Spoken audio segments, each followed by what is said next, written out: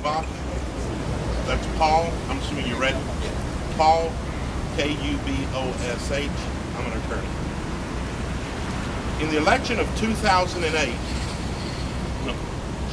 on November the 8th, 2011, Clyde Bryan and Eric Dick received sign violation tickets from the city of Houston.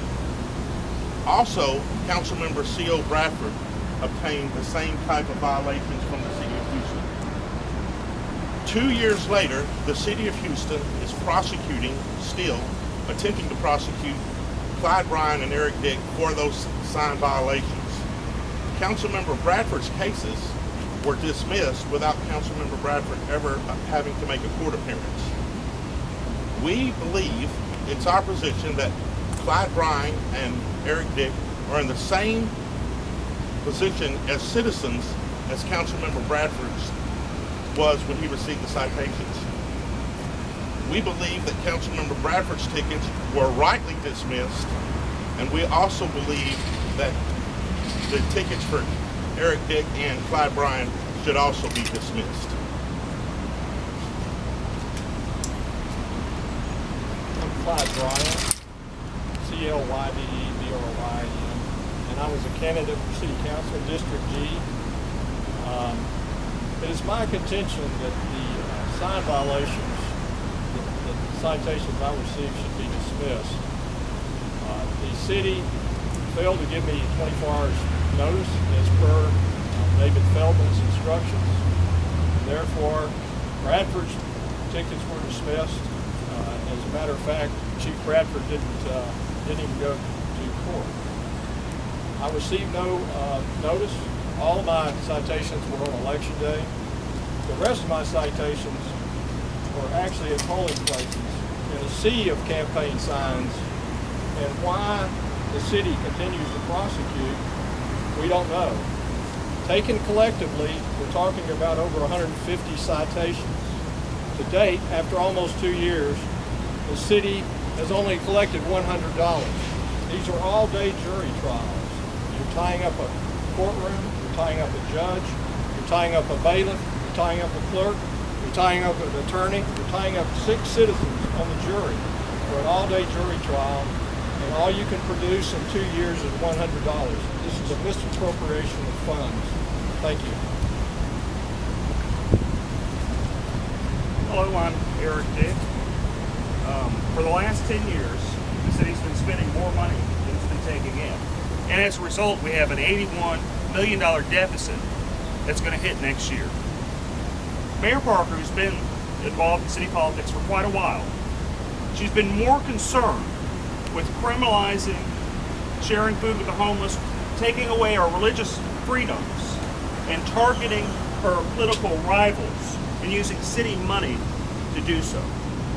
For example, in 2011, for the first time in city history, Parker decided it'd be a good idea to have strict violations on campaign signs. She required that candidates get a permit to put out campaign signs. And I don't know if y'all know anything about this, but the city doesn't even issue permits for campaign signs. She selectively chose the people that were going to get violations. You heard about C.O. Bradford. He received many violations, but he got a free pass. Why? Because he was a Democrat. The Republicans got stuck with it. Right? And these are signs that are mostly at polling locations, at the normal place. She even gave me a ticket for having signs on a car. It's ridiculous. She's violating our free speech.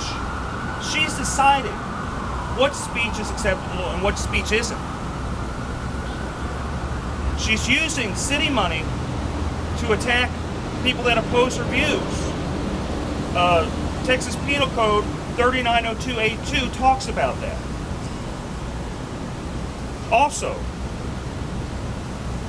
she took an oath of office whenever she was elected mayor. And that was to, faithfully execute and faithfully uphold the Texas Constitution. She has not done so by targeting her political rivals and using city resources to harm them. Yesterday was the 4th of July. It was whenever our country, we fought hard and we declared our independence from the tyranny of Great Britain. This is an election year. Let's declare our independence from Anise Parker and her tyranny. Hear, hear. Yeah. Anyone have any questions? I guess the only thing is, if it's all politically motivated, the mayor and Councilman Branford aren't political allies. What explains the dismissals there if they're not actually, he's endorsed as her opponent, et cetera, et cetera? He's a Democrat. She's not going to hurt people. What she's hoping is if there's a runoff, she's hoping she'll get the support of the black community. He's a Democrat. She's not. This is completely politically motivated. Any other questions? I got a question. Paul, can you talk about the actions in court and all the other tickets that have been dismissed, the legal points that you can make, share with us? The whole issue with the legal position with these tickets is the following. David Feldman issued a letter to all candidates, actually, informing them that before they are going to receive any ticket from the city of Houston, they would get notice, 24-hour notice, and then they would be given 24 hours to go and remove that sign.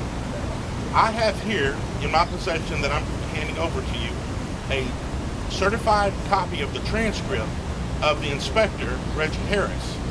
Reggie Harris said he did not give notice to Clyde Bryan. It's in Clyde Bryan's case. He did not give notice to Clyde Bryan for the election day violations. So he is in direct violation of the order issued by David Feldman and by the words and by the executive order or the comments that Mayor Parker said in a press conference prior to the beginning of the election. The city of Houston knows this, and they continue to prosecute these cases. So that is the real nuts and bolts of what the legal argument is. It's called a mistake of law defense, but because Clyde Bryan and Eric Dick did rely on the letter that David Feldman, the city attorney, issued to them. All right, more questions? I have a question. Under what authority, please, under what authority did Mayor Parker issue this City of Houston permit requirement if you want to have a political sign? Well, the sign code was passed years ago, and it's up for debate as to whether or not the sign code even applies to political signs. So that's something that she is the chief executive, and she has the power to tell her people to enforce the law the way she sees fit, even if she pushes the envelope. But what she doesn't have the power to do is to treat people differently. Right, she's targeting not just blacks or any racial group, but just Democrats. She's targeting Republicans versus the Democrats. That's the issue here, is that correct? I believe in this election, she targeted the Republicans because it was going to be a close election, and I believe she wanted to suppress the vote. Correct. That's what I believe. All right, thank you for clarifying that.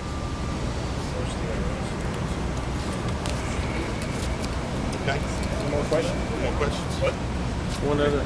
First the IRS, now it's the city of Houston. That's right. First IRS, now the city of Houston.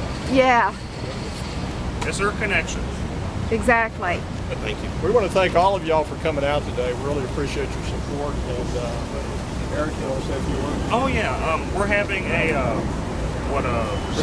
reception after this at the Kubash's office. There'll be sandwiches, some stuff to drink. If anyone, you're all invited to come. I don't think they heard you. Where is it? We're having a reception afterwards with sandwiches and drinks. If anyone wants to come there, it's only soda and water.